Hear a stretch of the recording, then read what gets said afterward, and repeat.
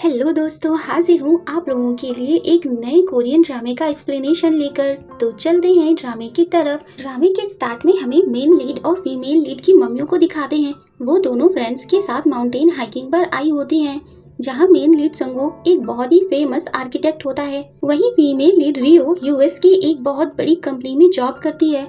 संगो और रियो की मॉम्स तब से फ्रेंड्स हैं जब संगो और रियो 5 साल के थे, लेकिन दोनों के ही बीच हमेशा तू तू मैं होती रहती है। संगो की मॉम बताती हैं कि मेरा बेटा टॉप यूनिवर्सिटी में टॉपर स्टूडेंट रह चुका है और हाल ही में उसने नेशनल लाइब्रेरी डिजाइन बनाया है, जिसके लिए उसे बेस्ट आर्किटेक्ट का अवार्ड भी मिलने वाला है। उसने इतनी कम उम्र में ही अपनी खुद की कंपनी भी खोल ली है, साथ ही वो नेशनल लेवल का स्विमिंग चैंपियन भी है। अब रियो की मॉम भी कहाँ पीछे हटने वाली थी, वो भी शुरू हो जाती हैं कि मेरी बेटी भी यूनिवर्सिटी टॉपर है। ग्रेजुएट होते ही यूएस की मोस्ट फेमस कंपनी में जॉब का ऑफर आ गया था। ये दोनों इसी बात को लेकर सालों से बहस करती आई हैं, जो इनकी फ्रेंड्स इतनी बार सुन चुकी होती हैं कि उन्हें एक एक बात मुंह जुबानी रटी होती है। इसलिए दोनों को बहस करते छोड़कर आगे बढ़ जाती हैं और आपस में बेट लगाने लगती हैं कि आज की बहस में कौन जीतेगा।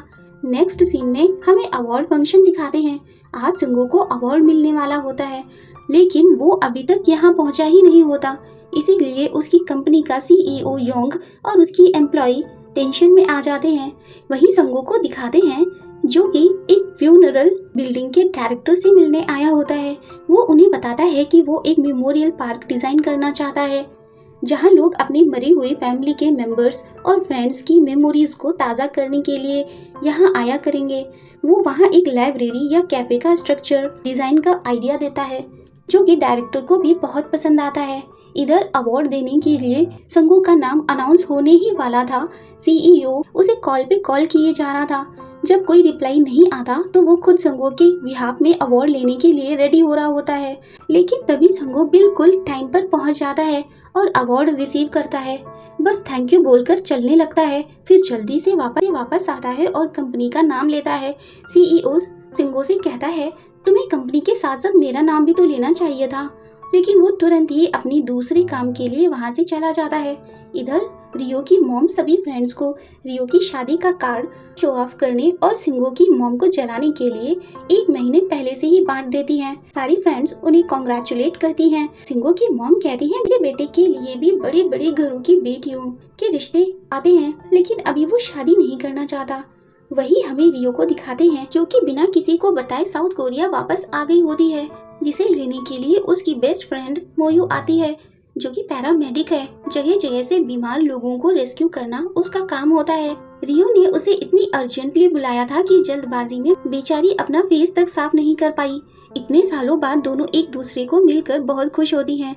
जैसा कि रियो कई सालों बाद कोरिया आई थी, वो देखती है कि यहाँ की सारी चीजें बहुत ज्यादा बदल गई हैं। वो यहाँ का खाना बहुत मिस कर रही थी। दोनों खाने के लिए हाई स्कूल वाले टाइम के रेस्टोरेंट में जाते हैं, जहाँ दोनों अपने पुराने दिनों को याद करते हुए खाना खा रही होती हैं। तभी वहाँ पर रियो का भाई आ जाता है। वो उसे देखते ही तुरंत मुंह छुपा लेती है और मोयू को भी छुपने के लिए कहती है। भाई के वहाँ से जाने के बाद मोयू उससे पूछती है, तू अपने ही भाई से क्यों छुप रही है? तो रियो भी सरप्राइज देने का बहाना बना देती है। रियो अपने रूम को डेकोरेट करने के लिए बलून्स वगैरह लेती है और मोयू उसे घर साथ चलने को कहती है, क्योंकि उसे मॉम से मार खाने का डर भी लग रहा था। वो दोस्ती का हवाला देते हुए हर हाल में साथ रहने का प्रॉमिस लेती है। मोयू भी प्रॉमिस कर देती है, लेकिन अगले ही पल इमरजेंसी कॉल आने पर भाग जाती है। रियो कहती है, मेरा केस भी तो इमरजेंसी वाला ही है। अकेले उसकी हिम्मत ही नहीं हो रही होती घर जाने की।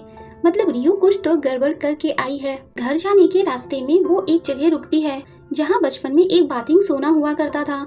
रियो और संगो की मॉम्स उन्हें वहाँ नहलाने लाते थे। बेचारी संगो को तो रियो के साथ ही बात लेना पड़ता था, क्योंकि ये एक लेडीज बात सोना था। वो ये सब याद ही कर रही होती है, तभी पीछे से संगो आ जाता है। पूछता है, तुम कौन हो? फिर वो दोनों एक दूसरे को देखकर थोड़ा हैरान तो होते हैं। वो पूछता है, तुम यहाँ क्या कर रही हो? रियो कहती है, तुम्हें क्या, मैं जहाँ भी जाऊँ जो भी करूँ। दोनों को देखकर लगता है बचपन से ही इनके बीच 36 का आंकड़ा रहता है। सिंगो कहता है, कहीं भी जाओ, लेकिन मेरी जमीन के ऊपर से पैर हटाओ। रियो तो उसकी बात को मजाक में उड़ा देती है। संगो कहता है, ये मेरा ऑफिस है, इसलिए अपना पैर हटाओ यहाँ से। रियो भी मुंह सड़कते हुए जाने लगती है। तभी वो देखती है रोड की एक तरफ से उसकी मॉम और दूसरी साइड से उसके डैड आ रहे होते हैं। मतलब एक तरफ कुआं तो दूसरी तरफ खाई, बुरा फंसी बेचारी। वो वहीं पड़े बड़े से बॉक्स के अंदर घुस जाती है और संगो से उसकी हेल्प करने को कहती है। उन दोनों की मॉम्स वहां आ जाती हैं। वो लोग संगो को बहुत टाइम बाद देखकर खुश होते हैं। नेक्स्ट वीक संगो के इसी ऑफिस की ओपनिंग सेरेमनी होती है। इसके लिए सभी उसे कांग्रेचुलेट करते हैं। मॉम उसे घर चलने को कहती हैं तो संगो थोड़ी देर बाद आने को कहता है। तभी उन दोनों की नज़र ट्रॉली बैग पर पड़ती है। वो लोग संगो से पूछते हैं क्या ये ट्रॉली तुम्हारी है। वो मना कर देता है क्योंकि उसे भी नहीं पता होता कि ये रियो की ट्रॉली है। रियो बॉक्स के अंदर से उसके पैर पर मारती है, जिससे संगो समझ जाता है ये ट्रॉली उसकी है। इसीलिए वो बोलने लगता है कि हाँ ये मेरी ही ट्रॉली है। मॉम कहती है तुम्हारी ऐसी चॉइस तो नहीं थी। सभी लोग बाहर पड़े बॉक्स को अंदर रखवाने को कहते हैं, बट संगो किसी तरह बहाना बनाकर उन्हें यहाँ से भेज देता है। फिर वो अंदर बैठी रियो से पूछता है ऐसा कौन सा कांड करके आई हो कि सबसे छुपती फिर रही हो। वो कहती है तुमसे मतलब, और बॉक्स से बाहर निकलने को करती है। लेकिन संगो ने तो उस पर अपना बाजू टिका रखा था, उसे निकलने ही नहीं देता।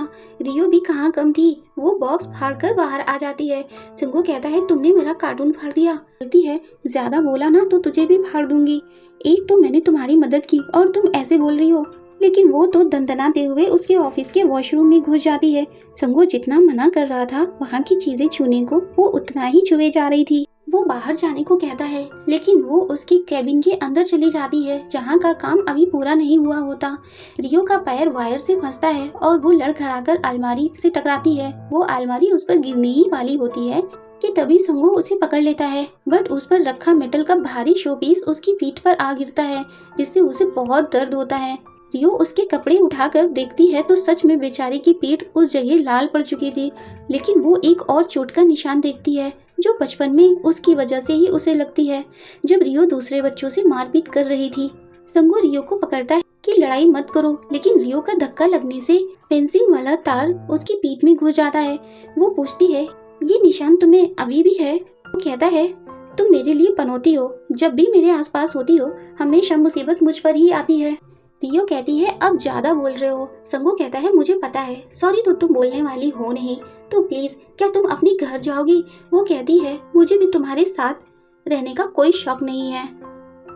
संगो उस शो पीस को उठाकर कहता है ये 17 मिलियन वॉन का है, अगर इसमें एक भी खरोंच आई होगी तो मैं तुमसे पूरा पैसा लूंगा। वो उससे छीन कर खुद चेक करने लग जाती है कि कहीं से टूटी तो नहीं, फिर उसे साफ करके देती है कि बच गई, टूटी नहीं। संगो कहता है तुम्हारा बहुत हुआ, अब तुम चुपचाप यहाँ से अपने घर निकलो और आंटी को जो भी बात है सब सच सच बता दो। जाओ उनसे बात करो जाकर।